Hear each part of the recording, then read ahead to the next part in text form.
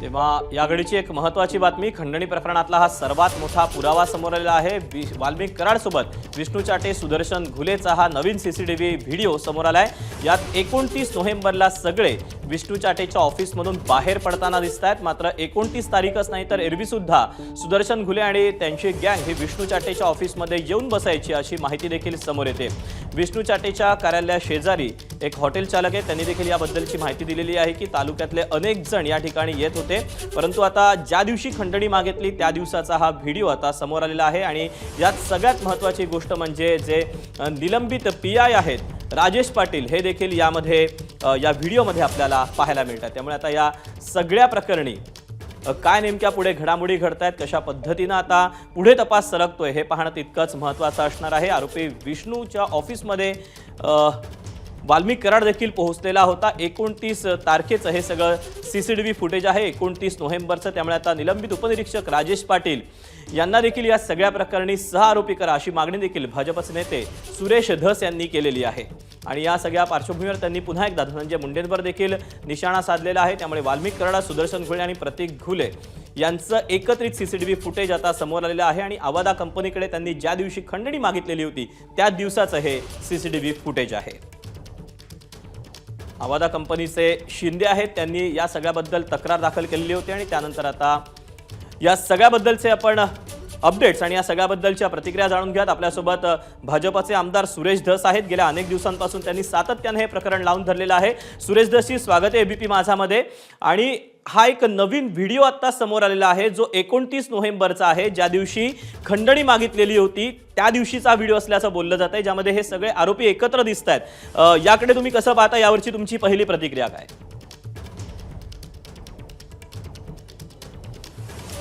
मी हे अगोदरपासून सांगत होतो की हे लोक क्लिअर कट आका जे आहे वाल्मिक कराड यांच्याच नेतृत्वाखाली हे सगळं चालत होतं।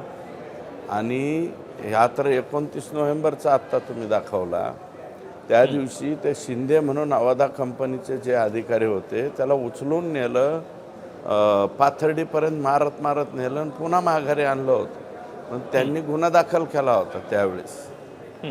तो गुन्हा कुठे दाखल करायचा याच्यावरून वाद चालू होता आणि मी जे बोलत होतो ते सत्य समोर आलं असं मला म्हणायचं या ठिकाणी। सुरेशजी, माझा सहकारी कृष्णा केंडे देखील येतो, तुम्हाला प्रश्न विचारतोय। कृष्णा साहेब, एक महत्त्वाचा प्रश्न आहे। आज तुम्ही दोन महत्त्वाच्या गोष्टी या ठिकाणी सांगितलेल्या होत्या। एक म्हणजे महादेव मुंडेंच्या खुनाबद्दल थोडंसं सविस्तर सांगा की हे नेमकं प्रकरण काय आहे?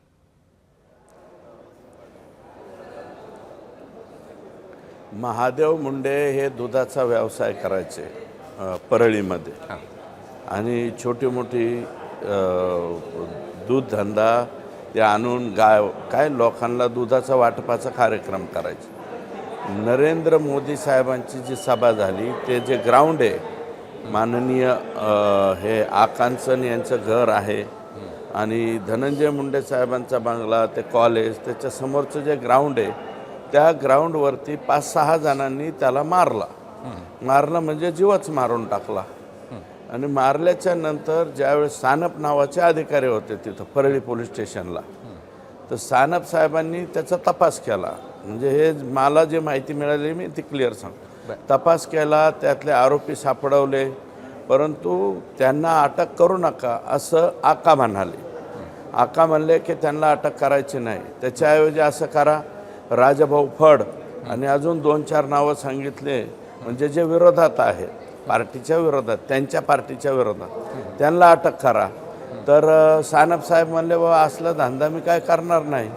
मग नंतर आकांनी त्यांच्यावरती बरंच प्रेशर आलं, आकांनी आणलं, आणखी कोणी आणलं, हे आता त्याची चौकशी ज्यावेळेस होईल ते पुढे येईल की तुम्हाला इथं नोकरी करायची का, तुम्ही इथून निघून जा। ते म्हणले मी निघून जाईल, पण त्या मुंडेंच्या याच्यामध्ये मी खोटं काय करणार नाही, जे आरोपी आहेत तेच मी अरेस्ट करणार।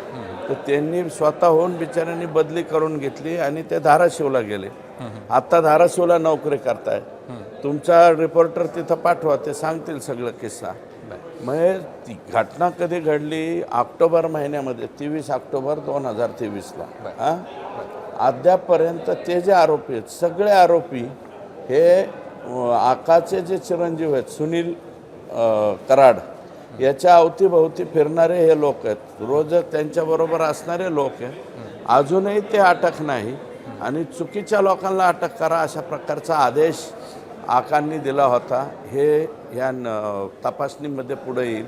मला एक सांगा, 23 ऑक्टोबरला खून झाला परळीमध्ये, अद्यापपर्यंत त्याचे आरोपी सापडू नये, अनडिटेक्टिव्ह ह्याच्यामध्ये राहतात. अहो, माझं म्हणणं असं आहे की SP नवीन आलेले आहेत, पण आतापर्यंत मांड बसली असेल त्यांची. त्यांनी Parli police station, Sambhajinagar police station, त्याच्यानंतर बर्धापूर पोलीस स्टेशन आणि शिरसाळा पोलीस स्टेशन इथले हेड लोक जे आहेत ते उचलून गपकन दुसरीकडे टाकायला पाहिजेत. तिथं दुसरे माणसं दिले पाहिजेत. कुठंतरी लोकांच्या मनावरचं दर्पण बाजूला निघल. लोक जे काही त्यांच्या बाबतीत घडलेलं आहे ते पुढे. अहो, खून झाला ना, खून मर्डर झाला ना ह्या मुंडेचा. एक मिनिट, हे माझा मोबाईल कुठं आहे रे? दत्तात्रय मुंडेत का? त्याच्या वडिलाचं नाव दत्तात्रय आहे मला. महादेव. हॅलो, महादेव. इथं खून झालेल्या लोकांचे महादेव दत्तात्रय मुंडे. महादेव दत्तात्रय मुंडेचे आरोपी अद्यापर्यंत सापडू नये. बरं, तुम्ही हे आता कोणता धंदा चाललाय? हे काय चाललंय हे परळीमध्ये? तुम्ही आता आणि वरण बांधतात, बीड जिल्ह्याचं नाव बदनाम करू नका. हे तुमच्या इथंच चाललंय ना. नाही, पण तुम्ही आता या सगळ्या संदर्भामध्ये SP-ची काही भेट घेतली आहे का, किंवा गृहमंत्र्याला या सगळ्या संदर्भात काही तुम्ही तक्रार करणार आहात का या 2 खुनाबद्दलची? परवा मी गृह मंत्रालयाकडे तक्रार करणार या खुनाच्या बाबतीत. जे कोणी आरोपी असतील, एक तर त्यांनी लवकरात लवकर सरेंडर व्हावं. पण सानप साहेबांनी डिटेक्ट केले होते त्यांचे नावं, ते सांगतील. सानप साहेब इमानदार अधिकारी होता. तुमच्याकडे काय माहिती? बिचाऱ्यांनी म्हणला की बाबा, ते म्हणले इथं राहू नको. ते म्हणलं माझं कोण आरोपी आहे? तुमच्याकडे काय माहिती आहे? काय तुमच्याकडे काय माहिती आहे? माझ्याकडे? हॅलो, आरोपी सुनील फड यांच्या अवतीभोवती फिरणारे लोक आहेत ते. 6 आरोपी आहेत. 6 बरं, येतील ना पुढं 2-3 दिवसात. आता मी तक्रार करेल आणि महादेव मुंडे यांच्या कुटुंबियांना फोन करून सांगणार आहे की बाबा तुम्ही पोलीस स्टेशनला जा, त्यांच्याकडे काय माहिती असेल तर ते द्या. सुरेशजी, या सगळ्यामध्ये जे तुमचं म्हणणं आहे की चेतन कळसेपासून ते संतोष देशमुखांपर्यंत कुठलाच तपास झालेला नाही असा आरोप तुम्ही पत्रकार परिषदेमध्ये देखील केलेला होता. हा आरोप नेमका तुम्ही का करतायत? हे नेमकं तुम्हाला का असं वाटतं की चेतन कळसेपासून ते थेट संतोष देशमुखांपर्यंत तपासच झाला नसल्याचं का वाटतंय तुम्हाला? चेतन नाही हो, चेतना. एक मिनिट, चेतन नाही, चेतना कळसे. चेतना त्यांचे वडील होते आर्ट टीचर. हो. चेतना कळसे या मुलीचा जळून मृत्यू झाला. जळली का जाळली याची चौकशी करावी. परळीमध्ये जाऊन जरा तुमचं बूमवाले माणसं पाठवा, सांगतील सगळं लोक. त्याच्यानंतर ती अवस्था पाहून वडिलांनी फाशी घेतली. मी त्या दिवशी गोळी म्हणलो होतो, गोळी घालून नाही घेतली. मी परत डिटेल त्याची चौकशी केली. फाशी घेतली वडिलांनी. तिची आई जे आहे ते येड लागून तेरवाडा ह्याच्यात गेली. एक भाऊ गायब झाला. बहीण कुठंतरी बॉर्डरवरती का कोणत्या राज्यात आहे अजून सापडत नाही. ह्या चेतना कळसेच्या प्रकरणापासून हे यांचं काही लोकांचं जिरत गेलं, भलं होत गेलं. त्याचा परिणाम म्हणून मग यांनी संगीत दिगोळे सुरू केला, किशोर फड केला, आणखी आंधळे, गायकवाड, नावं किती सांगायची. हे शेवटचं आता हे मुंडे मर्डरच्या तुम्ही बघा ना, सुनील फडच्या इर्द गिर्द फिरणारेच लोक आता या महादेव मुंडेच्या प्रकरणात सापडणार आहेत. आता आजच SP ला मी बोललो, कारण ही माहिती मला आज मिळाली. याच्या आधी माहिती मिळाली नव्हती. आता त्याचे जे महादेवला ज्यांनी मारले ते सगळे लोक पुढे येतील. ते सतीश फडका काय नावाचे एक सद्गृहस्थ आहेत, त्यांचे हे मेहुणे आहेत. सतीश फड यांनी सुद्धा पुढे यायला पाहिजे, कोणी मारलंय ते. सुरेशजी, 29 नोव्हेंबरचं हे सगळं CCTV फुटेज समोर आलेलं आहे. नोव्हेंबर, डिसेंबर, त्यानंतर आत्ताचा जानेवारी गेला. हत्येतले सगळे आरोपी आहेत. कुणी देखील सर्वसामान्य माणसं ही आजूबाजूची असतील, ही कुणीच कसं बोललं नाही, ही सगळी दहशत आहे त्या भागातली या सगळ्या माणसांची. हे आकांची दहशत आहे, आकांच्या दहशतीचा हा परिणाम. अजूनही लोक पुढे येणार. आत्ताशी लोक जरा खोल्या दिलाने बोलायला सुरुवात झाली. बोलतील अजून बरेच प्रकार, जमिनीच्या लाटलेल्या प्रकरणं येतील, आणखी काय काय येईल, भरपूर आहे. सगळ्या एजन्सी, गायछापच्या एजन्सीसह सगळ्या एजन्सी आकाने घेतल्या. जेवढे मारवाडी समाजाचे लोक आहेत, त्याच्यानंतर लिंगायत समाजाचे लोक आहेत, आणखी कोणत्या वेगवेगळ्या समाजाचे लोक आहेत, सगळ्याच्या एजन्सी काढून घेतल्या आकांनी आणि स्वतःकडं ठेवून घेतलेले आहेत. त्या एजन्सीवाले लोकसुद्धा आता कंप्लेंट करायला येतील ना कंपन्याबरोबर.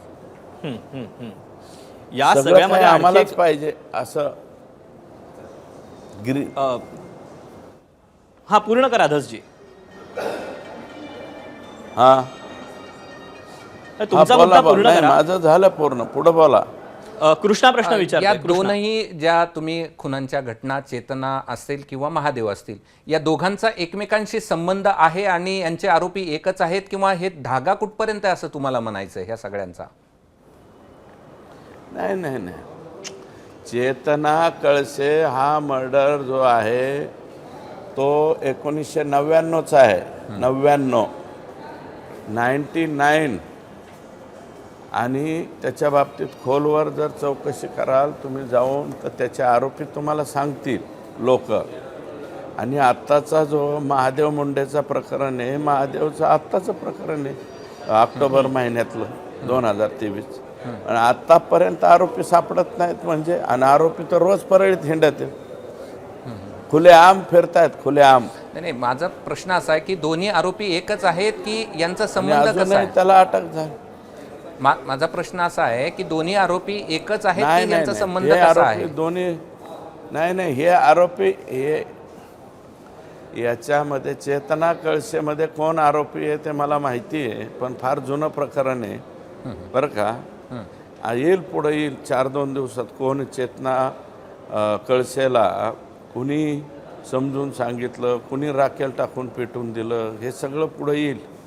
आणि हे जे आत्ताचं महादेव मुंडेला मारलेले बारकाले पोरं आहेत, त्यांना सांगितलं इसको खलास कर दो, लगेच खलास. अरे मेलेल्या माणसाचं ऑक्टोबरपासून आत्तापर्यंत तपास नाही म्हणल्यावर ऑक्टोबर, नोव्हेंबर, डिसेंबर, जानेवारी 4 महिने झाले ना. 4 महिन्यात आरोपी आणि आत्तापर्यंत कोणी काढेना बी. मीच बोलतोय, मला आज माहीत झालं हे प्रकरण फार गंभीर प्रकरण आहे. जरीन पट्टेवाला गंभीर आहे, हे गंभीर आहे. अजून किती लोक मारायचे? हे माणसं मारण्याला काही किंमत आहे का नाही? नाही, पण तुम्हाला माहिती, मानवी जीवनालाच किंमत राहिली का नाही परळीत तेच काय कळा. तुम्ही जे म्हणताय की मानवी जीवनाला किंमत राहिलेली नाही, तर तुम्हाला जी माहिती आहे ती महाराष्ट्राला सांगा ना, की चेतनांच्या कोण नेमके आरोपी आहेत, का त्यांना जाळण्यात आलं, हे थोडं माहिती असेल तर सांगा ना. नाही सांगणार, पोलिसांना सांगतो ना. ते सगळं माहिती आहे, मी पोलिसला सांगणार आहे ते. नाही, पण नेमकी चेतना बोला. कळसेचं सुद्धा पोलिसला सांगणार आहे. चेतना कळशीचं सुद्धा पोलिसला सांगेल ना. महाराष्ट्राला सांगण्याच्या ऐवजी पोलिसकडे जाऊन लेखी पत्र देतो ना. ते देतो. करुणा मुंडेच्या गाडीत कुणी पिस्टॉल ठेवलं ते बी देतो, सगळं देतो. हां, नाही सुरेशजी, या सगळ्यामध्ये तुम्ही सातत्यानं म्हणताय की ही सगळी प्रकरणं पुढे येतील. 1999चं सगळं तुम्ही प्रकरण सांगितलं आणि आत्ताचं देखील महादेव मुंडे प्रकरण असेल, संतोष देशमुख प्रकरण असेल, म्हणजे गेल्या काही काळापासून परळी असेल, बीड असेल, या सगळ्या ठिकाणी तपास अधिकाऱ्यांवर सातत्यानं कुणाचा ना कुणाचा दबाव आहे असं आपल्याला म्हणायचं आहे. बीड असेल, परळी असेल, बीड म्हणू नका ते. फक्त नाही, हे आकाचे गाव म्हणा, परळी बी नाव नका घेऊ. परळी नाव नका घेऊ, आकांचे गाव बघा. आता ते मी म्हणलं ना, ते महादेव मुंडेच्या बाबतीत बघा 2-3 दिवसात आरोपी सापडतात का नाही. आता अरे जीवच मारून टाकला माणूस, काय किंमत आहे का नाही त्याची? महादेव मुंडे जीव मारून टाकला ना तुम्ही. त्याचे आरोपी अटक नको व्हायला पाहिजे, भोगसून खलास करून टाकलाय. अरे दुधाचा धंदा करीत होता, ते काय म्हणतात रतेबाचा धंदा करीत होता, रतेबाचा. स्वतःच्या घरी दूध पिळायचं आणि लोकांना आणून वाटत बसायचं. इतक्या गरीब माणसाची कमन तुम्ही खलास करून टाकलात. आणि मारून परत हे आरोपी करू नका. राजाभाऊ पड जो विधानसभेला उभा राहणार होता, त्या गुट्ट्यांचा जावई, त्याचं नाव घ्या म्हणत होते.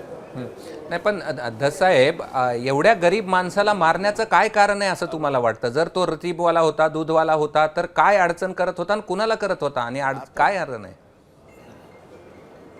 मग आता त्यांचे मार मला माहीत नाही काय अडचण होती ती, पण त्यातले जे आरोपी आहेत ज्यांना पकडू नका असं आका म्हणाला, ते आकाच्या मुलाच्या इर्दगिर्द फिरतायत आत्तासुद्धा. आज त्या 3-4 महिने झालं आकाचा मुलगा जो सुनील आहे, सुनीलच्या भोवती इर्दगिर्द फिरतायत. मग आता ते कशामुळं आडवा आलता, महादेवने काय ह्यांचं पाप केलं तर आपल्याला काय माहीत नाही. महादेव मुंडेला मारलं एवढं मात्र निश्चित.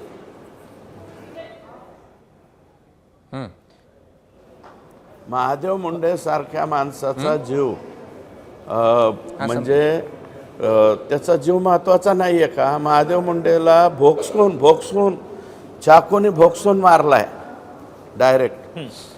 मी माहिती घेतली. माझं म्हणणं आहे कृष्णा केंडेजी, तुम्ही माहिती घ्या ना.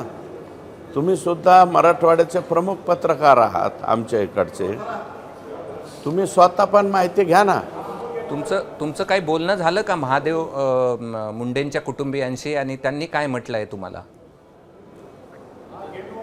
आत्ता मला माहिती मिळाली. मी ते जे सानप आहेत, सानप साहेबांना शोधण्याचा प्रयत्न केला. ज्यांनी खोटे आरोपी अटक करणार नाही म्हणून बिचाऱ्यांनी बदली करून घेतली सानप साहेबांनी. त्या सानप साहेबांशी कॉन्टॅक्ट केला. सतीश फड म्हणून त्यांचे मेहुणे आहेत, त्यांच्याशी कॉन्टॅक्ट करण्याचा प्रयत्न केला. याच्या उपर मी त्यांच्या घरी जाईल, महादेव मुंडेंच्या घरी जाईल. सानप यांच्यावर कुणाचा दबाव होता? पोलीसकडूनच कळालेली आहे. सानप यांच्यावर कुणाचा दबाव होता? अच्छा, चौकशीत सांगतील ना. आका बरं, पोलीस आयुक्तांना आपण नेमके कधी भेटणार आहात? पोलीस अधीक्षकांना किती वेळा सांगायचं? आकाचाच दबाव असेल ना. आपण पोलीस अधीक्षकांना कधी भेटणार आहात आणि काय काय तुमच्याकडे जाणार आहे? मी परवा बरं, माझ्याकडं सगळं जे मटेरियल आहे, वाळू कोण म्हणजे हे जे मर्डर प्रकरण आहे महादेव मुंडेचं, ह्याचं लेखी पत्र मी देणार आहे. चौकशी व्हावी मग, कारण तो गरीब माणूस गेलेला आहे. महादेव मुंडेंना कुणी मारलं त्या सगळ्यांना अटक करा. 4 महिने झालं ते आरोपी मोकाट सुटलेले आहेत, त्यांना जेलमध्ये घाला. त्याच्यानंतर करुणा मुंडेच्या याच्यामध्ये कोणत्या पोलिसांनी ते बंदूक ठेवली. त्याच्यानंतर बीडमध्ये पोलिसच वाळूचा धंदा करायचे. आता हे नवीनच उद्योग आहे, पोलिसांच्या स्टिप्पर आणि पोलिसांच्याच गाड्या. बरेच नावं माझ्याकडे आलेले आहेत, त्यांचे लेखी तक्रार त्या ठिकाणी करणार. SP-नी त्यांच्यावर कारवाई केली पाहिजे. आणि माझं स्पष्ट मत आहे, अजूनही आमच्या SP-ना माझी विनंती आहे, ती लेखी स्वरूपात बी करणार आहे, पण लेखी स्वरूपात करण्यापेक्षा त्यांनी अगोदर कारवाई करावी असं मला वाटतं. की परळीच्या 4ही पोलीस स्टेशनचे हेड ऑफिसर पटकन बदलून घ्यावेत आणि त्याच्यात जे प्रेशर आहे त्यांच्या खालच्या लोकांवर ते मुक्त करावं अशी माझी विनंती राहील SP-ना. म्हणजे सुरेशजी, खरं तर अपेक्षा आहे की आगामी काळामध्ये सरकार तुमचं आहे, सत्ताधारी पक्षाचं देखील तुम्ही आमदार आहात, गृहमंत्री या सगळ्याबाबत लक्ष घालतील आणि लवकर हालचालीहून ही जी काही सगळी प्रकरणं आहेत ती तडीत जातील अशी अपेक्षा आपण वर्तूया. तुर्तास धन्यवाद, तुम्ही आम्हाला प्रतिक्रिया दिलीत आणि सविस्तरपणे या सगळ्या प्रकरणांची माहिती दिली त्याबद्दल. आणि कृष्णा देखील आपल्यासोबत होता. कृष्णा, तुझंही धन्यवाद. ABP माझा, उघडा डोळे बघा नीट.